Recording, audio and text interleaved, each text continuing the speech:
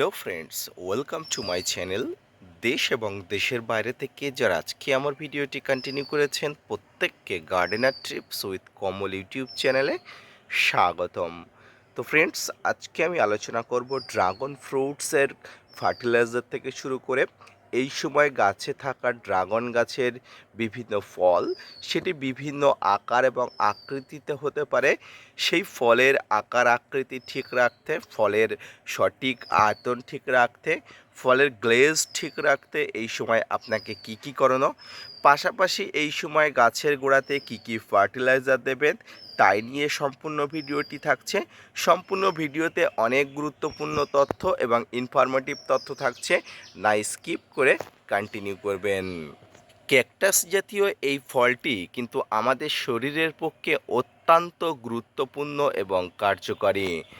নানা ধরনের রোগ প্রতিরোধী কার্যকারী ভূমিকা রাখে কিন্তু এই ফলটি। এই ফলের বহু গুণ আছে। এই ফলটি বর্তমানে ছাদ বাগানি থেকে শুরু করে মাঠ বাগানিদের মধ্যে নানা আকর্ষণের কারণ হয়ে দাঁড়িয়েছে। তো এই ড্রাগন ফ্রুটস মোটামুটি সারা বছর কম বেশি ফল বা ফুল দেয়, এটি কিন্তু ভুল কথা। এই গাছ একটি নির্দিষ্ট বয়সের পরে মোটামুটি সিজনে 1 থেকে 2 বার ফুল বা ফল দিতে পারে। আমি কেন 1 থেকে 2 বার কথাটি আলোচনা করলাম? ফ্রেন্ডস, আপনারা অনেকেই জানেন যাদের ড্রাগন গাছ আছে অর্থাৎ পরিপূর্ণ পর্যাপ্ত, তাদের এই ড্রাগন গাছগুলোতে 1 বার 2 বার, কারো কারো 3 বার বা 4 বার ড্রাগন ফ্রুটস কিন্তু হয়েছে। হ্যাঁ ফ্রেন্ডস, তাই বলে সারা বছর যে ফুল ফল হয় এটা কিন্তু নয়।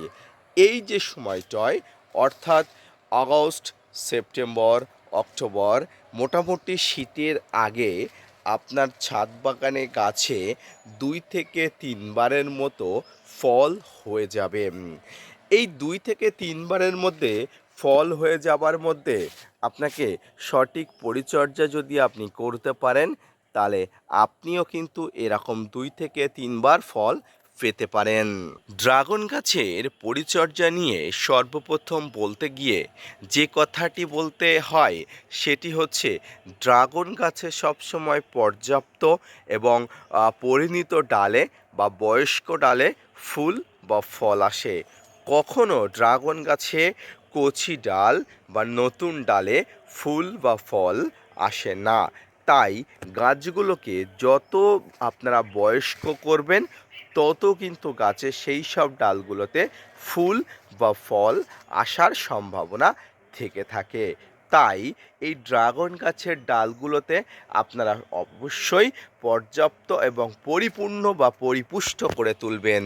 পাশাপাশি আপনারা যত ড্রাগন ফল দেখেছেন, সেটি মাঠ বাগানে হোক, ছাদ বাগানে হোক বা শখের বশবর্তী বাড়িতেই হোক, প্রত্যেকটি গাছেই কিন্তু ঝুলন্ত ডালে ফল। আপনারা ফলো করবেন, কখনো ড্রাগন গাছের খাড়া ডালে ফুল আসে না, ফল ধরে না।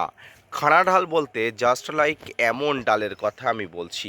এই যে ডালগুলো, এই ডালগুলো দেখুন সরাসরি উপর দিকে চলে যাচ্ছে। এই ডালগুলোতে কখনোই কিন্তু ফুল আসবে না। যে কোনোভাবে ডালগুলোকে কিন্তু নিচের দিকে বাঁকিয়ে দিতে হবে, হেলিয়ে দিতে হবে, জাস্ট লাইক এমন।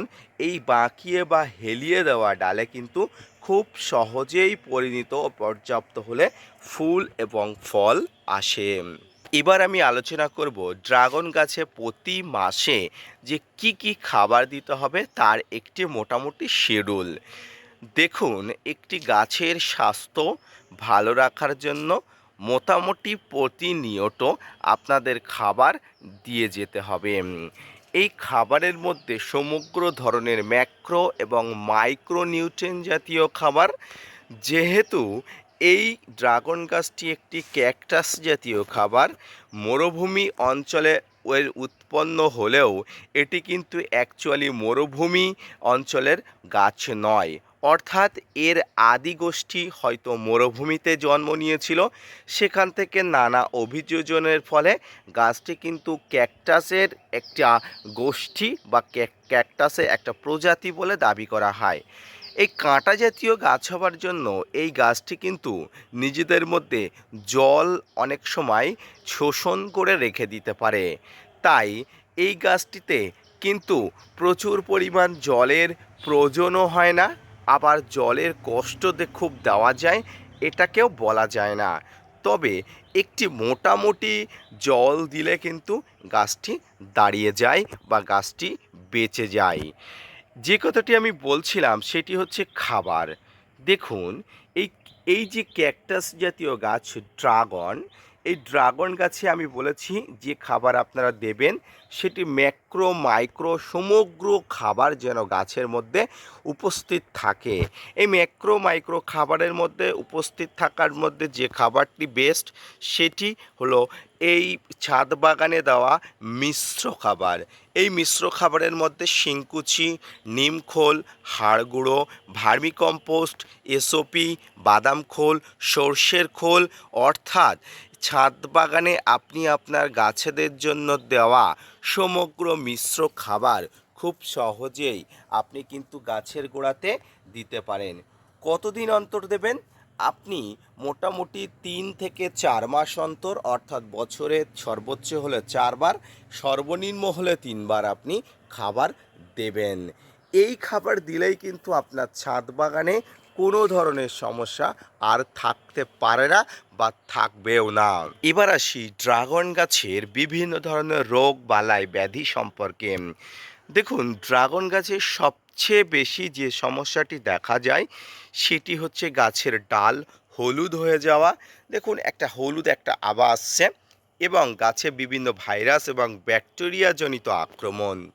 তাই এই ভাইরাস এবং ব্যাকটেরিয়াজনিত আক্রমণকে প্রতিহত করার জন্য আপনাকে প্রতিনিয়ত বিভিন্ন ব্যাকটেরিয়া নাশকের সঙ্গে কীটনাশক এবং ফাঙ্গিসাইড প্রয়োগ করবেন। এই ব্যাকটেরিয়া নাশক বলতে আমি আপনাদের একটি ওষুধকে মেনশন করব, যেটি হলো স্ট্রেপ্টোসাইসিন। অর্থাৎ এটি আপনারা অবশ্যই ছাদ বাগানে একটু ব্যবহার করে নেবেন। ক্ষমা করবেন, আমার হয়তো একটু টেকনিক্যালি ভুল হতে পারে। আমি অবশ্যই কমেন্টস বক্সে এই ওষুধটা, অর্থাৎ এই যে ব্যাকটেরিয়া নাশক ওষুধটা অবশ্যই দিয়ে দেব। তো ফ্রেন্ডস, এই ব্যাকটেরিয়া নাশক অবশ্যই আপনারা ব্যবহার করে নেবেন। কতদিন অন্তর ব্যবহার করবেন? আপনারা তখনই ব্যবহার করবেন যখনই গাছের ডাল হলুদ হয়ে যাবার একটা সম্ভাবনা থাকে বা বিভিন্ন ধরনের পচনজনিত সম্ভাবনা থাকে ইত্যাদি কারণে। পাশাপাশি এই গাছে বিভিন্ন ধরনের ফাঙ্গাসের আক্রমণ করতে পারে, তাই ফাঙ্গিসাইড আপনারা অবশ্যই এই ব্যাকটেরিয়া নাশকের সঙ্গে মিশিয়ে নেবেন। সাপ ম্যানসা, ব্যাবিস্টিন, ডেডোবিন গোল্ড, ব্লাইটক্স, ব্লু কপার জাতীয় ফাঙ্গিসাইডের সঙ্গে ব্যাকটেরিয়া নাশক মিশিয়ে আপনারা 1 লিটার জলে আপনারা অবশ্যই সমগ্র গাছে 10 থেকে 15 দিন অন্তর অন্তর বা সপ্তাহে একবার করে নির্দ্বিধায় নিঃসংকোচে খুব ভালো করে স্প্রে করবেন। পাশাপাশি গাছে এই সময় ফুল আসার সময় মোটামুটি শীতের আগে আপনাকে যতবার আপনি ফুল নিতে পারেন সেটা আপনার একান্ত ক্যালমা যেটাকে বলা হয়, এইভাবে যদি আপনি নিতে পারেন এর জন্য আপনি একবার ভালো পিজিআর স্প্রে এই সময় করতে পারেন। সিজন পার হয়ে গেলে আপনি কিন্তু আর যতই কিন্তু পিজিআর স্প্রে করুন সেক্ষেত্রে ভালো ফল পাবেন না। তাই মাথা ঠিক রেখে আপনাকে সঠিকভাবে সঠিক সময়ে পরিচর্যা করলে আপনি কিন্তু সফল হবার সম্ভাবনা অনেক অংশে থেকে যায়।